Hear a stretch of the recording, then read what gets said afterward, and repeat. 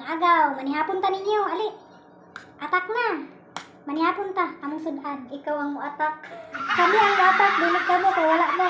Adobong rib sa kaning baboy. Check. Then, sili nga. Yung isa. Chili sauce. Kalami.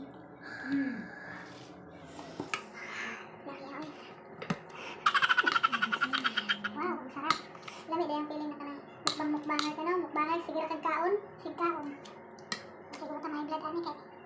Ibang kay daghan.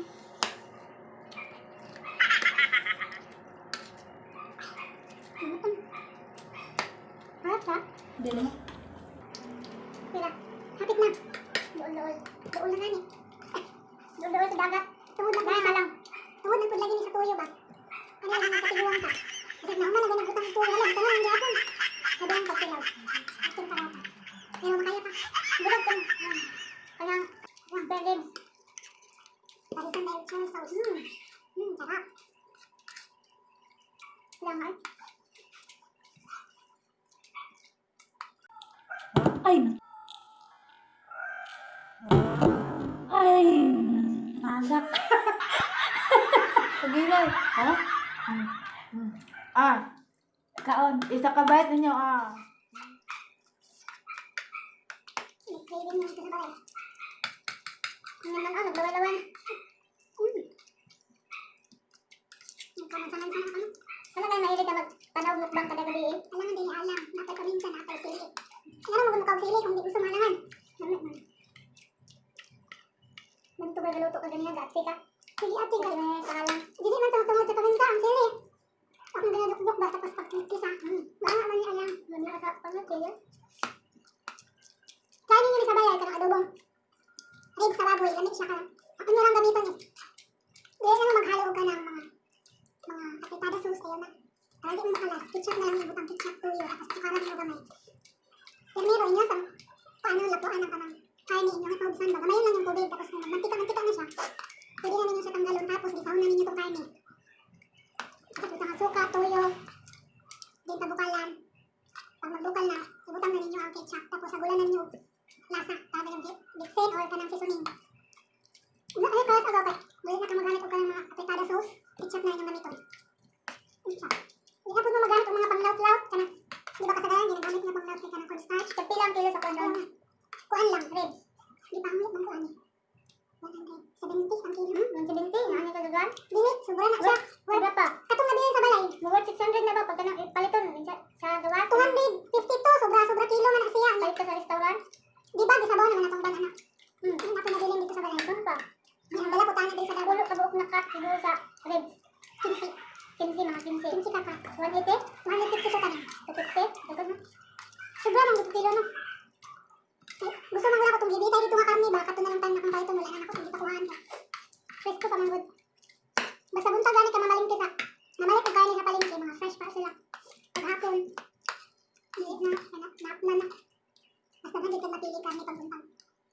Pero dili man ito namin tigil na makaon yung karni. Parang isa lang. Dito din na kada adlaw. Pagka nang kuan lang. Surot na akong kanon. Mangita mo lang. Tiyan o kanang kain. Pero kasagayan ang gina. Sunpan ka. Isda, gulay. Dali ang mga kaunan po ng isda utang gulay. Daan imong pamati, mga gulay ka ginabati. Lahat na gining kuan. Magsigit ang kaon sa kanang bawal. Lamit ng pud ang bawal. Kanagsa.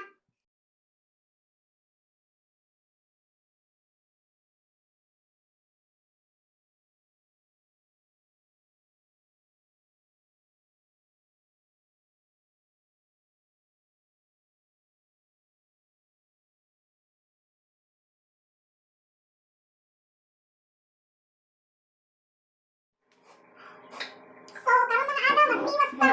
Malamig kaon kung panihapon. Apay nabilin. Muni, bilin na muni sa kuan. Kung uli akong bana, di, na siya sutan. Wala na mo kahurot. So, karon, magtiwas pa.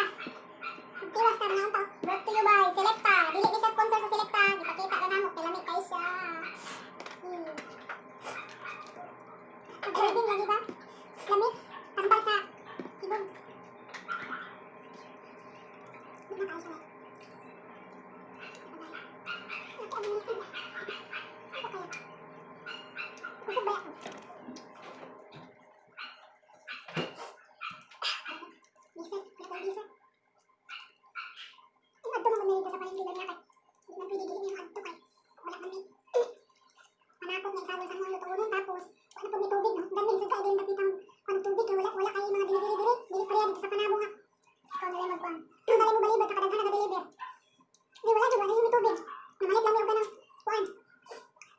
ngayon na Nature Spring. Ay, doon naman lang namin siya. Namuro ka lang daw ba?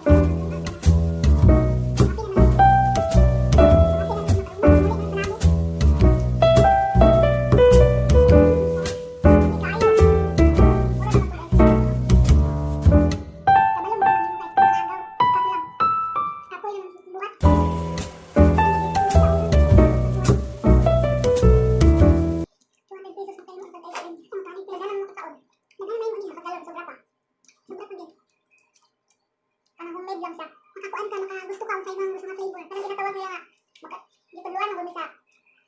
Ang ante, ang hol. Sunod, ang ito nga. Sunod, ipakita nga mo sa inyo ha. Pili guys. Katong sorbetes. Sorbetes.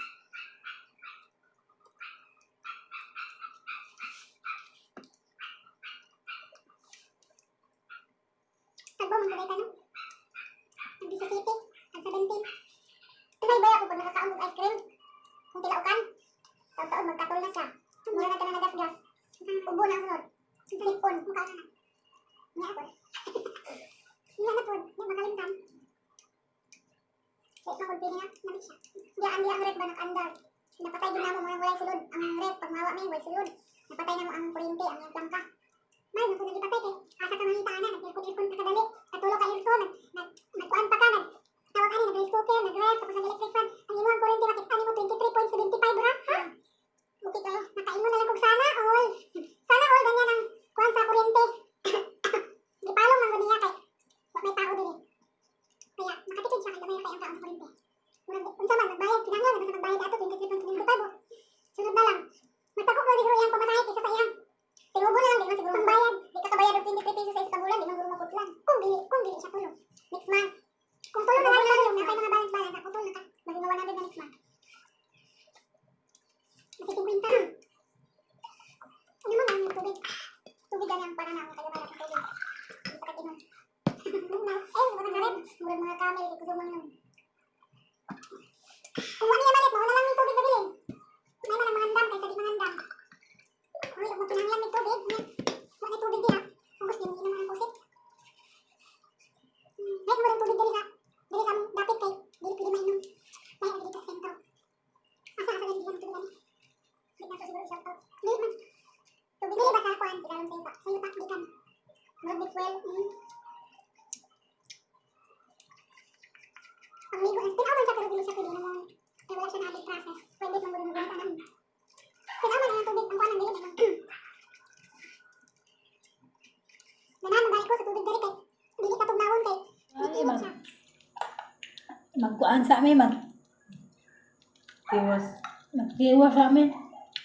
Salamat sa inyong pagtanaw mga agaw. I-like, subscribe, then kung mahimo i-share, then i-click ang notification bell para updated mo always sa mga video nga akong i-upload. Sige, bye-bye! Ingat! God bless! Stay safe!